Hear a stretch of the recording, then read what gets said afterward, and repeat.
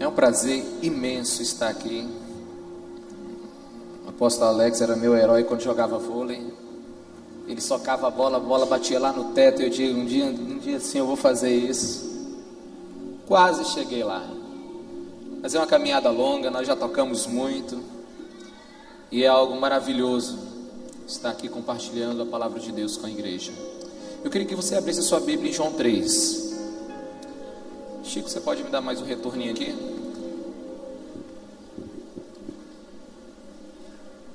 João 3. E você vai até o versículo 16.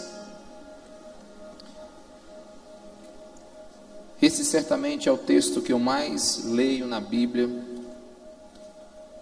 Talvez mais pregue. E nesse tempo de vinho novo, quero compartilhar com você um pouquinho do meu coração, aquilo que Deus tem derramado. Vamos ler todos juntos, em uma só voz, 1, 2, 3. Porque Deus amou o mundo de tal maneira, que deu seu Filho unigênito, para que todo aquele que nele crê, não pereça, mas tenha vida eterna. Guarde o seu texto aí, nós vamos usá-lo.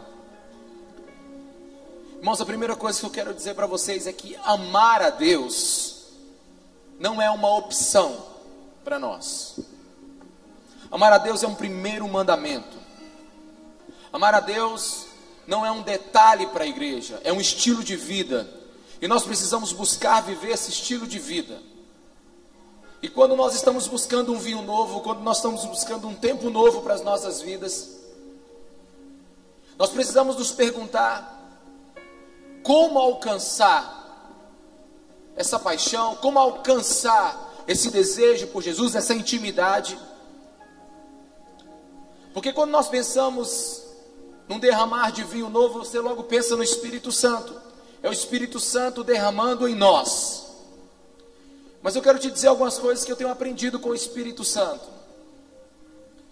Possivelmente não é nessa ordem, pode ser tudo junto. Mas eu acredito que a primeira coisa que o Espírito Santo quer fazer em nós como igreja, quando o Espírito Santo vem sobre alguém, quando nós somos cheios do Espírito Santo, Ele quer derramar em nós paixão por Jesus. Talvez o principal papel do Espírito Santo seja despertar em você uma paixão absurda por Jesus Cristo.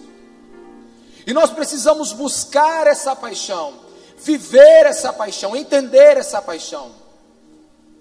Todos nós aqui sabemos muitas coisas, já ouvimos muitas mensagens, já lemos muitos textos, nós já entendemos muitas coisas da Bíblia, sabemos o que é certo e o que é errado.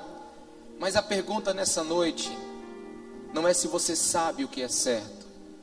A minha pergunta nessa noite é: de onde se tirar o combustível para sempre buscar fazer o que é certo? A vida nos espreme, nós temos dias difíceis. Onde encontrar força para qualquer realização no reino de Deus? E eu vou te dizer talvez uma frase passada, mas ela precisa ser viva hoje nessa igreja. Nós precisamos ter uma profunda paixão por Jesus. Mas não é uma paixão corporativa. Eu amo as conferências, eu amo os congressos, mas eu estou falando de uma paixão individual. Quantos estão me entendendo? Diga amém. Esse tempo de conferência é um tempo de ser, sabe, de ser incendiado, mas existe uma paixão que você tem que ter ela diária com Jesus. Saber o que Jesus pensa, saber como Jesus é. Cristianismo não é um conjunto de regras, cristianismo é saber quem Jesus é.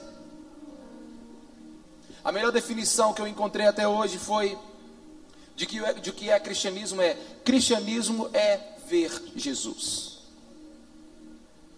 E a melhor definição de trabalho cristão é: faça o que você viu. Então o cristianismo é ver Jesus e fazer o que Jesus está fazendo. Porque o maior segredo dessa vida, meus irmãos, é saber o que é importante.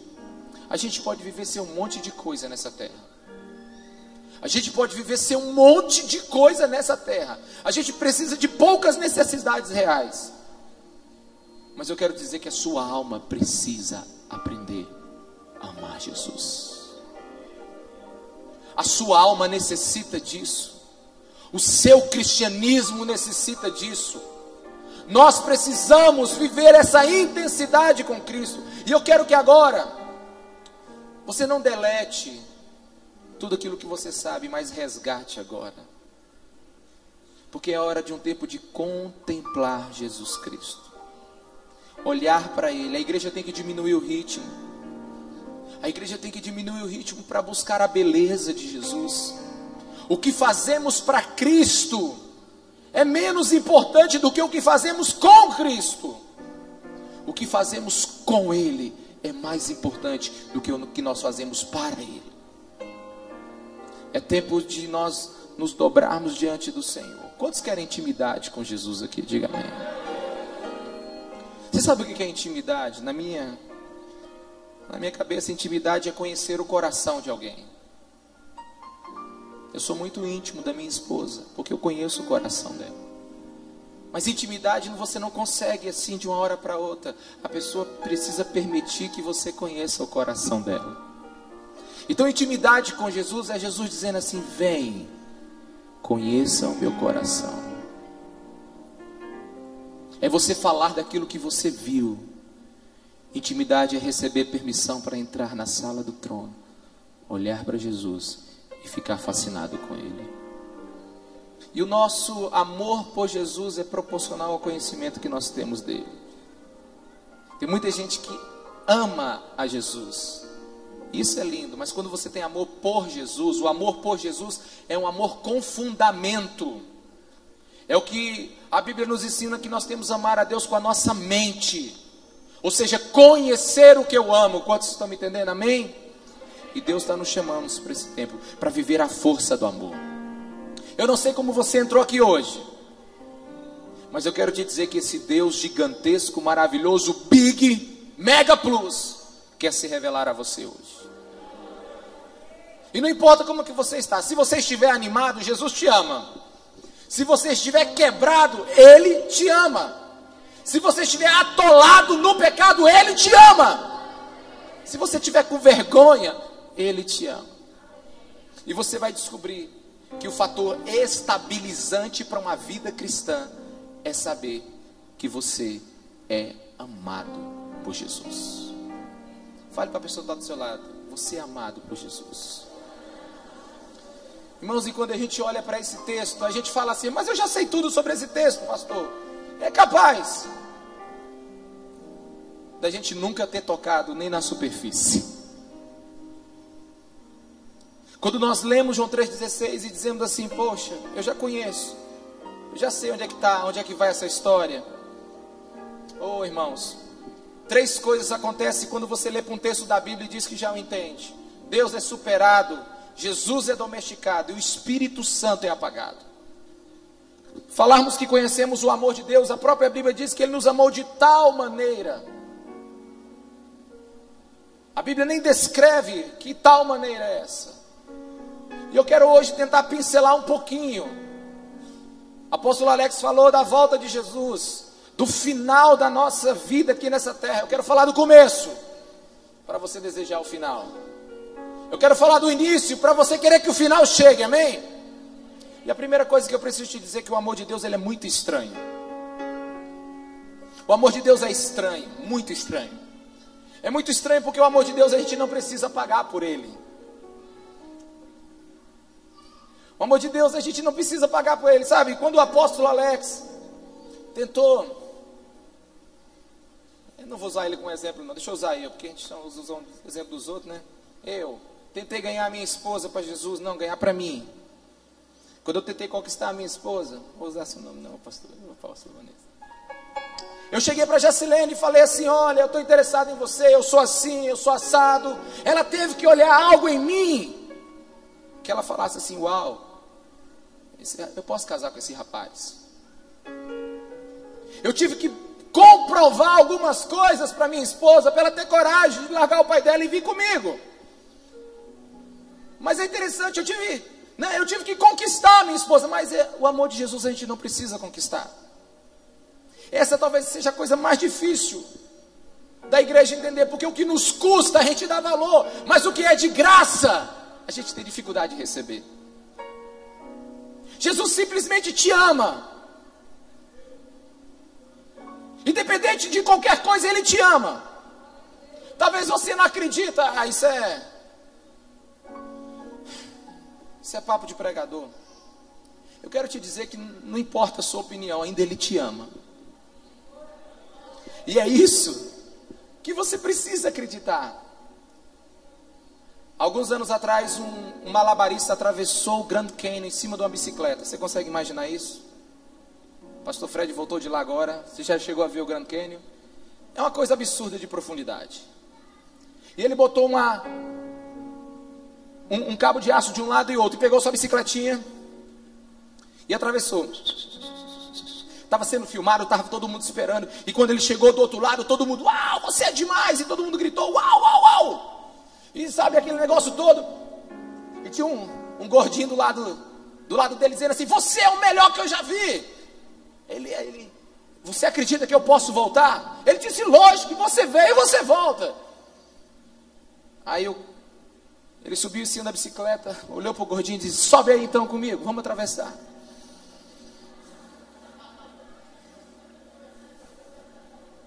O gordinho não foi, amigo. Porque é fácil declarar com a boca. Difícil mesmo é quando o teu coração está envolvido no negócio. Pergunta para a pessoa que está do seu lado, você acredita no amor de Jesus? Não, mas pergunta assim, você acredita mesmo no amor de Jesus? Então sobe na garupa dessa bicicleta e vá para o outro lado. Porque quem acredita vai. Quem acredita se entrega. Por que eu falo isso? Porque Deus amou o mundo de tal maneira que deu o seu Filho. O amor nunca é um sentimento que pensa só em nós. O amor é outrocentrado, não é egocêntrico, ele pensa no outro. Você pode imaginar um pai que precisou condenar seu filho, um filho que aceitou ser morto. Essa é a história mais linda que existe no planeta Terra. E ela começou, e eu preciso que você delete esse universo aqui agora.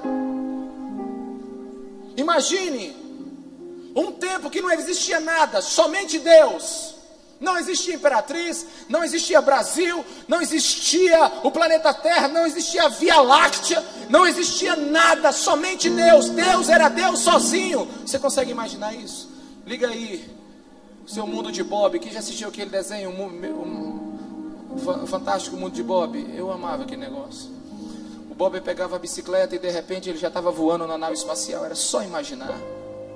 Pois imagina aí um tempo que Deus era Deus sozinho. Olha, eu quero te dizer que Ele era Deus e Ele era feliz. Porque Deus ficou bilhões e bilhões e bilhões e bilhões de anos sozinho, completo em si mesmo. Porque Deus é Deus, independente de criação ou não. Agora você consegue conceber um ser total, completo. Ele é completo, Ele não precisa de ninguém. Ele é feliz, Ele é satisfeito. Ele é Deus desde a eternidade, e da eternidade é Deus. Sabe ali, eu não sei como é que era, mas a Trindade estava junta o tempo todo, Pai, Filho e Espírito Santo, numa dança linda, numa dança que nunca precisou de mais nada. Não existia luz, não existia nada, somente Deus. E Deus era maravilhoso, porque Deus é Deus independente de criação. Mas é da natureza de Deus criar. Como é que um ser tão bondoso poderia um dia não criar? Alguns dizem que a criação é um transbordar da alegria e do amor de Deus. Então Deus transborda e deseja criar. Talvez a primeira coisa que Deus criou foi os anjos, para prestar reverência diante dele. Milhões e milhões de anos, anjos, sabe, se ajoelhando, dizendo: Santo, Santo, Santo é o Senhor. Sabe, os arcanjos, os anjos, os querubins, os serafins, anjos de fogo. Imagina como é que é o louvor lá no céu. E Deus criou isso para ele. Mas Deus sabia que alguma coisa ia dar errado. A galera tinha um regente chamado Lúcifer. A Bíblia diz que Lúcifer quis o lugar de Deus. Fale para o irmão do seu lado: pecado é você querer aquilo que Deus não quer te dar. Lúcifer queria o lugar de Deus. Aí a Bíblia diz que teve uma guerra no céu, né? Não, sabe, irmão, ninguém guerreia contra Deus. Não, vamos tirar Lúcifer, não.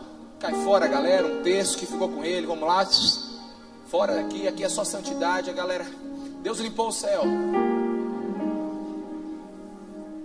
Aí Deus resolveu criar algo sensacional. Deus decide então criar o homem. Deus decide nos criar. Aí Ele manda fazer a luz. Quem já teve filhos aqui? Pois é, eu tive 3. Eu tenho 3 filhos. 3 homens, né? E toda vez que minha esposa ficou grávida, antes mesmo do menino gerar direito, ela disse: nós precisamos arrumar o quarto, né? Aí ela começa a pensar no quarto. Isso não deve ser só lá em casa. O quarto, não sei o que mais. Aí o cheirinho e o pisinho e não sei o que, e as lembrancinhas. Ô menino caro, né? O menino fica caro antes de nascer, né? E vai preparando o quarto, fica aquela coisa mais linda o quarto. Deus fez assim conosco. Porque a mulher veio de Deus, irmãos. Deus tem essa mania. Deus prepara tudo, Deus prepara as coisas. Prepara o céu, prepara a terra. Deus prepara tudo e prepara um lugar chamado Éden. Fala para o seu irmão: Éden. Éden na Bíblia, no original que foi escrito, é lugar de deleite. Deus preparou um lugar de deleite para a sua criação. Irmãos, agora eu quero te dizer uma coisa: nós somos diferentes dos anjos. Anjos, eles foram criados para prestar reverência diante de Deus e cumprir as ordens de Deus. Nós fomos criados com um desejo dentro do nosso Criador que a gente precisa entender agora. Ele nos criou para conter Ele. Todas as coisas que Deus criou, Ele deu ordem. Cria, cria. No homem a Bíblia diz que Ele botou a mão no chão e ficou o corpo humano. Já estava criado. Mas a Bíblia diz que Ele soprou fôlego de vida. Nós nascemos, eu preciso que você entenda isso. Nós nascemos para conter Deus dentro de nós. Como uma mão entra dentro de uma luva, é assim que o ser humano se torna pleno. Nós fomos criados para que pela energia, pela presença de Deus, a gente funcionasse. E era tudo lindo, irmãos. Não tinha comida para fazer, não tinha luz para pagar, não vinha 2 talões de energia por mês. Tudo era maravilhoso. Mas a Bíblia diz que lá nós decidimos errar. Irmãos, eu fico abismado com isso. Na minha Bíblia, Gênesis capítulo 3 é aqui, ó. Eu fico impressionado com isso. Até hoje eu fico pensando nisso.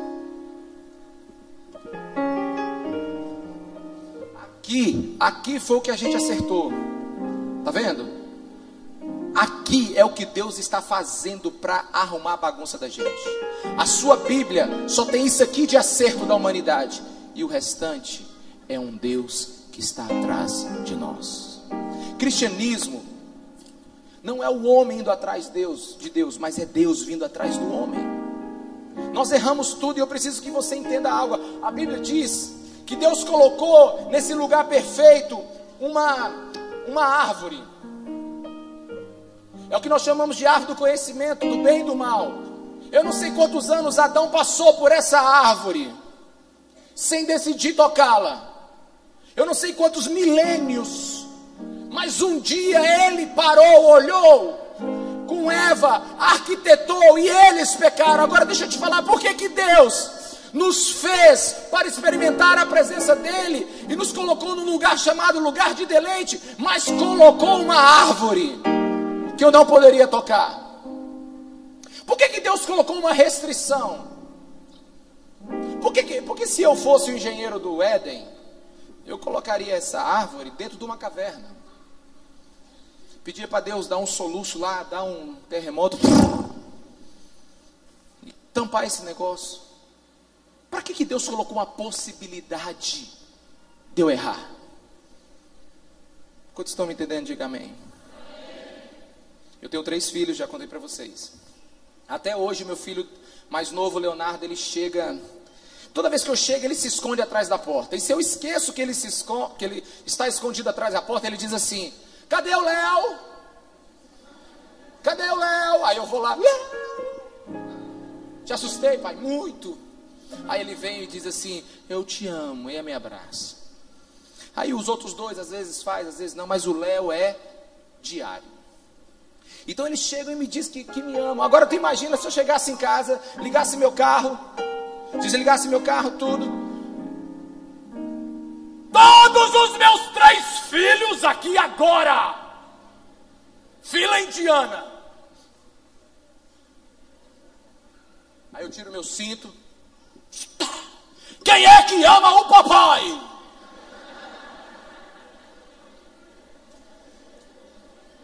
Aí eles: beijo no papai, a cobra. Aí, estão liberados. Agora você imagina eu entrando na minha casa e dizendo assim: como os meus filhos me amam.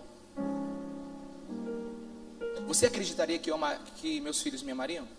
Ou me amam? Você acreditaria? Debaixo de uma pressão psicológica dessa? Não. Porque eu os forcei a me beijar. Quando Deus colocou uma árvore bem no meio do jardim, é porque Deus queria ser escolhido e não te ordenar amá-lo. Sem a restrição não há liberdade. Sem possibilidades não há liberdade. Deus não te fez um autômata. Deus não te deu uma ordem, programou dentro de você e diz: você vai me amar. Irmão, sim, Deus poderia muito bem descer dos céus agora e nós saímos daqui completamente apaixonados por Ele, sabe, nunca mais sermos as mesmas pessoas. Mas Deus não deseja isso. Deus quer ser escolhido e não mandar que o amor obrigue. É uma escolha que nós precisamos fazer. E o homem escolheu mal, decidiu viver sem Deus.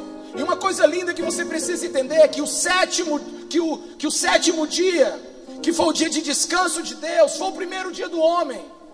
O que isso tem a ver, pastor? O 7º dia de Deus, da criação, foi o primeiro dia do homem. No dia que Deus fez o homem, no outro dia ele descansou.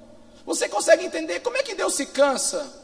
Você acha que ele fez Platão, fez, sabe, as Via Láctea, fez o sol? Diz: eita, Miguel, o sol hoje deu trabalho. Você acha que Deus se cansa? Deus é perfeito. Deus, ele não precisa melhorar. Deus não precisa descansar. Deus é imutável na sua perfeição e na sua virtude e no seu poder. Ele é onipotente o tempo inteiro.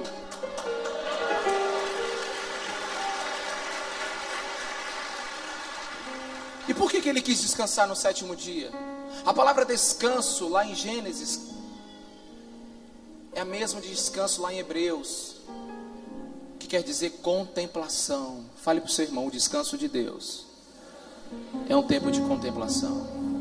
Deus não quer que você descanse no 7º dia. Deus quer que você o contemple no 7º dia. É mais ou menos assim. Deus criou o homem, criou a mulher, criou tudo, e no 7º dia ele chegou e disse assim: bicho, que coisa doida. Olha lá, Gabriel, arrebentei.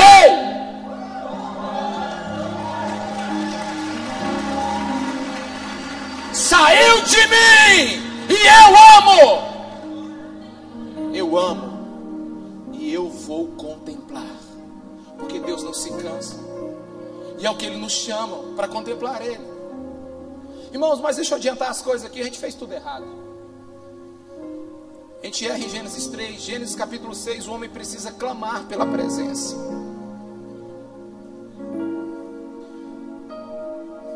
Um terço dos anjos pecaram e Deus não fez nada. A totalidade da humanidade errou e Deus veio em busca dela. O primeiro dever de Adão era cuidar do lugar da intimidade, de conversar com Deus. Mas ele não fez isso, escolheu errado e escolheu viver a vida com o seu próprio jeito.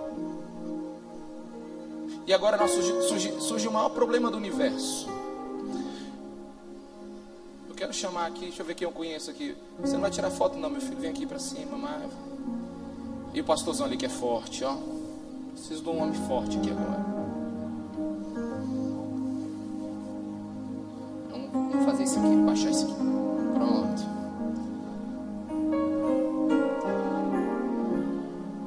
Você fica aqui, sem medo, relaxa. Você é Deus amor. Mas você é assim mais bravo. Vamos aqui para todo mundo te ver aqui, é isso, bonitão aqui, é isso. Você é Deus justiça, pastor. Amém, né? Oh. A Bíblia diz que Deus tem... Irmãos, entenda por favor.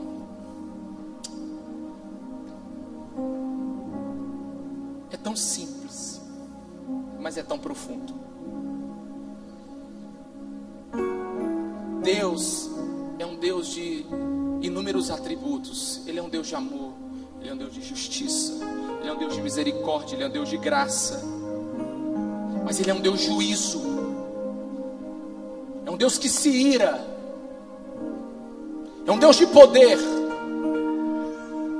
Mas é um Deus que ama. Todos os atributos de Deus. E Deus, Ele não usa um atributo e esquece outro. Ele só é justo porque Ele ama. Ele só é um Deus de justiça porque Ele tem misericórdia. Ele só se ira porque tem graça e é gracioso. Então Deus, Ele age com todos os seus atributos. E quem me criou foi o Deus de amor. Esse Deus que me ama e me deseja bem. Só que eu pequei. E o pecado me faz separação de Deus. E o salário do pecado é a morte. E morte é a aniquilação. Aniquilação não é você só morrer espiritualmente. Aniquilação é você ser destruído, exterminado, fulminado. Esse é o salário do pecado. E Deus, Ele precisa agora agir com o homem como agiu com Satanás. Porque Deus não deve nada para ninguém. Deus é justo com todos e com quantos forem. Então agora eu tenho um Deus de justiça, porque eu sou pecador. E Deus, como um juiz justo, Ele precisa fazer o que comigo, irmãos? Ele precisa me condenar. Mas Ele é um Deus que me ama. Ele quer me abraçar. Resiste assim, faz assim. Mas Ele é um Deus de juízo. E o pecador não tem acesso a Deus. A expulsão do Éden não foi um castigo. A expulsão do Éden foi uma doce voz de Deus dizendo: eu te amo, ainda não te destruirei. Entenda o que eu vou lhe dizer agora. Se você acha que criar o universo foi um problema, o problema foi Deus agora conciliar o amor com a justiça dele. Ele me ama e quer me abraçar, mas Ele é justo e precisa me condenar. Você imaginou Jesus aprendendo a andar? Não essas coisas, porque o que me espanta não é a divindade de Jesus, o que me espanta é a humanidade de Deus. Você consegue pensar a onipotência aprendendo a ler? Não, pastor. Aí imagina Jesus abrindo o Pentateuco e dizendo assim: eu acho que eu ditei isso alguma hora para Moisés. Ele aprendendo a falar. Jesus passou por todas essas etapas, mas vamos adiantar os fatos. Então Ele chega na cruz. Oh, meus irmãos, o ponto central da história, a cruz, o julgamento, colocar as coisas em ordem, estabelecer o plano de Deus. Deus agora na humanidade resolve dar um jeito nessa vida mesquinha que a gente quis viver sem longe dele. Agora, quem autorizou a cruz? Foi o pai ou o filho? Como é que um filho condena o seu pai? Como é que um pai condena o seu filho? Como é que um filho aceita a condenação do pai? E você começa a ver o quão grande é o amor de Deus. Mas você sabe o que me conquistou nessa história toda? É que a Bíblia diz: Jesus deu 7 brados na cruz, 7, durante 6 horas. O quarto deles foi: Deus meu, por que me desamparaste? Jesus foi aquele que nos ensinou a chamar Deus de Pai. Jesus foi aquele que nos deu a oração do Pai nosso. Jesus foi aquele que nos ensinou a intimidade do Abba Pai, Paizinho querido. Mas nessa hora, eu imagino quando Jesus olha para o céu, e ele não vê o seu Pai, que o ama, que esteve com ele a eternidade toda, mas ele vê agora o justo juiz. Ele vê o Deus com espada de fogo na mão, com um martelo, com um juízo sobre ele. Mas a gente não sente nada, sabe por quê? Porque a gente não se identifica com Jesus. A gente tem os nossos próprios problemas. Quem lembra aqui? Deixa eu fazer uma avaliação aqui dessa igreja. Quantos aqui já pecaram mais de 10 vezes? 10 vezes, irmão, 10. Faz assim. Quem já pecou mais de 50? Só nesse canto aqui, quem já pecou mais de 100 vezes? Só aqui, irmãos, 100 vezes. Quantas pessoas tem aqui dentro, pastor? 1000? Só aqui tem 100 mil pecados. Rapidinho ainda você está mentindo, que nós pecamos mais do que isso. Quem lembra daquele pecado que um dia quase te matou? Não. O pecadão. Aquele que você diz assim, meu Deus, se alguém descobrisse. Mas depois você confessou, lógico. Mas aquele que você diz, agora não tem perdão para a minha vida. Quem lembra? Irmãos, quando Jesus diz, Deus meu, por que me desamparece? Você precisa perguntar por que Deus desamparou ele. Eu gosto muito de um autor chamado Gênio de Vargas. Ele conta que nessa hora,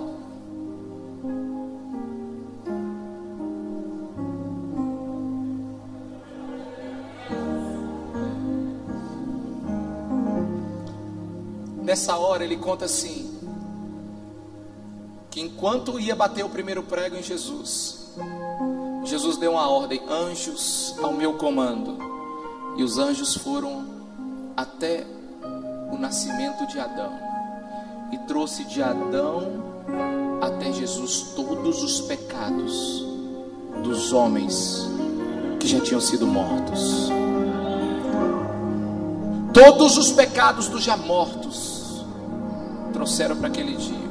Todos os pecados dos que estavam vivos. E Jesus deu uma ordem, anjos ao meu comando para o futuro.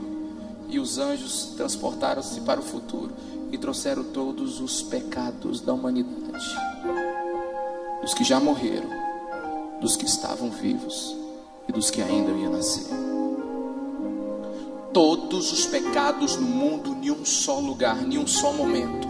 Todos os genocídios, todos os homicídios, todos os adultérios, todas as crianças abusadas, as mulheres abusadas, todas as desgraças da humanidade, em um só lugar, em um só momento, sobre um só homem. Um dos textos que me espanta é quando João Batista diz, olha assim, olha o Cordeiro de Deus que tira o pecado do mundo. Como é que pode um homem tirar o pecado de hoje 6 bilhões de pessoas vivas? Como é que onde eu fiz meu dever de casa, nasceram de Adão até agora, diz a ciência, cerca de 89 bilhões de pessoas. Você imagina todos esses pecados num lugar só. E esse Deus de ira, ele não está brincando aqui agora. Ele não é o Deus ursinho de pelúcia, irmãos. A gente imagina anjo, né, parecendo aqueles bebezinhos que voam. Não, anjo é fogo consumidor. Você imagine Deus. Deus veio sobre Jesus com tudo que ele tinha. Deus veio sobre Jesus com toda a sua ira. Deus veio sobre Jesus com todo o seu poder.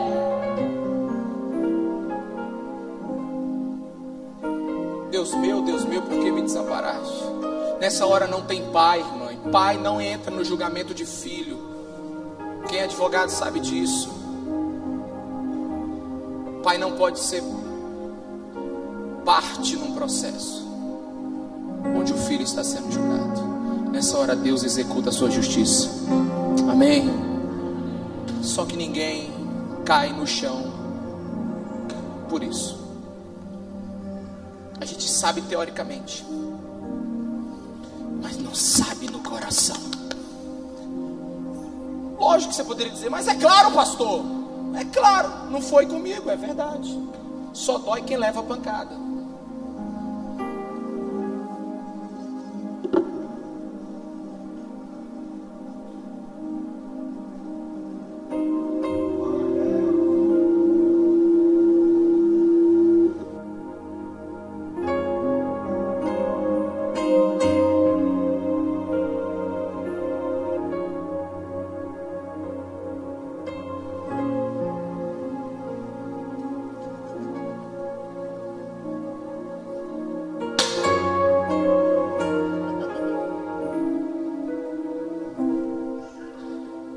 Vem cá você.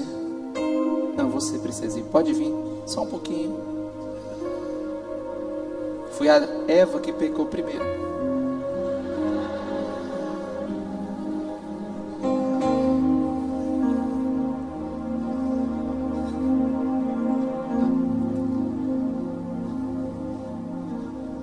Todos pecaram.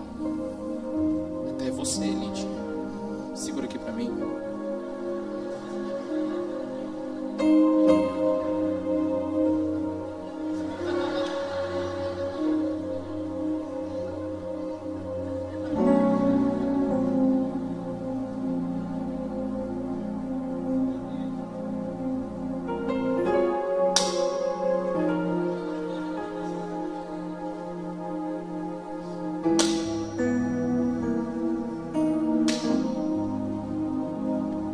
Doeu. Espera um pouquinho. Doeu. Doeu, pastorzão? Um pouquinho. Por que não doeu em você? Porque a tua mão estava na frente da minha. Porque não foi em você, foi em mim. Você não recebeu a pancada, fui eu. Esses dois vão demorar a esquecer esse culto.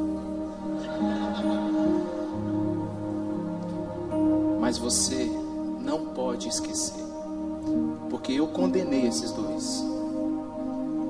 Mas você, eu condenei a mim mesmo. Na cruz,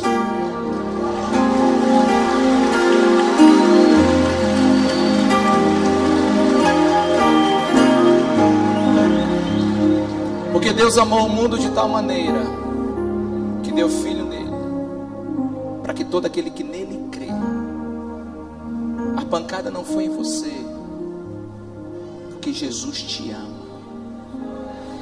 Você não aguentaria a pancada do meu braço. Você não tem estrutura, você não nasceu para aguentar o meu juízo. O meu juízo é muito mais do que você pode imaginar, assim como o meu amor. A eles eu dei o peso da minha mão, a você eu dei o meu perdão.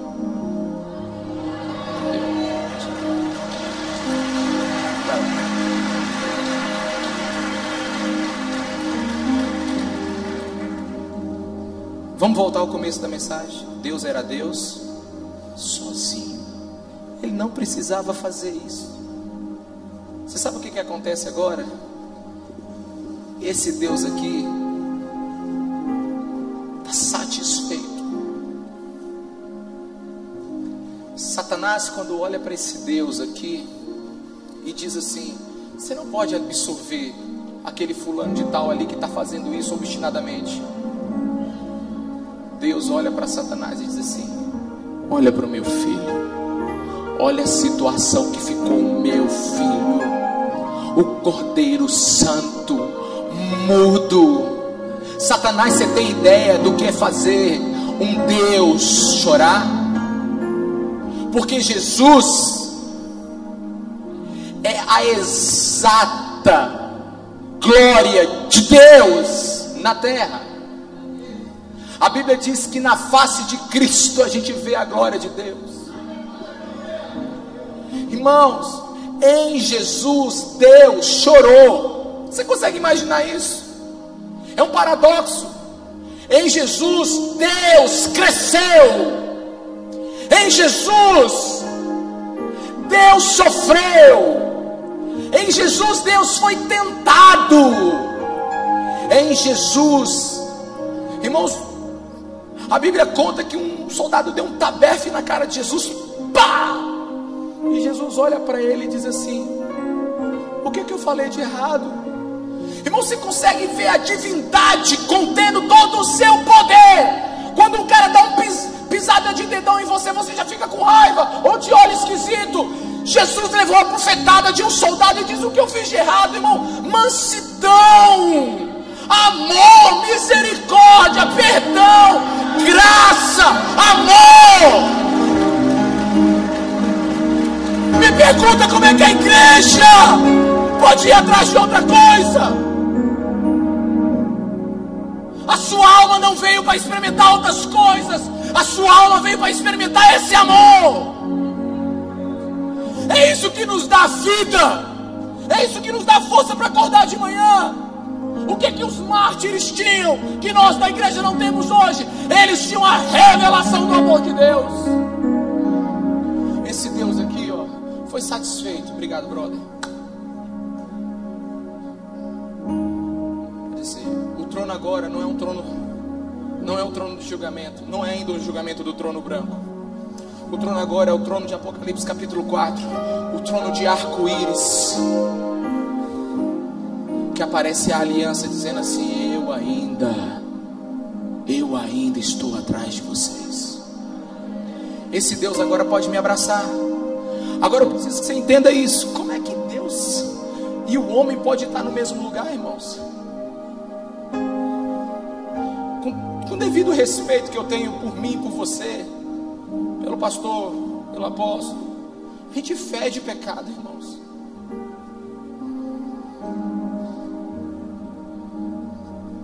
A Bíblia diz assim que Deus se fez carne, foi muito, mas agora Deus habitar dentro de mim é demais.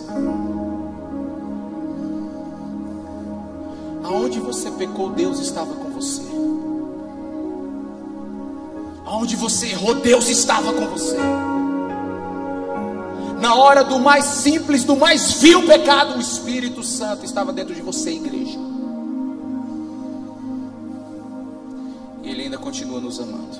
Obrigado, brother, pode pegar lá no seu lugar. E agora eu quero terminar.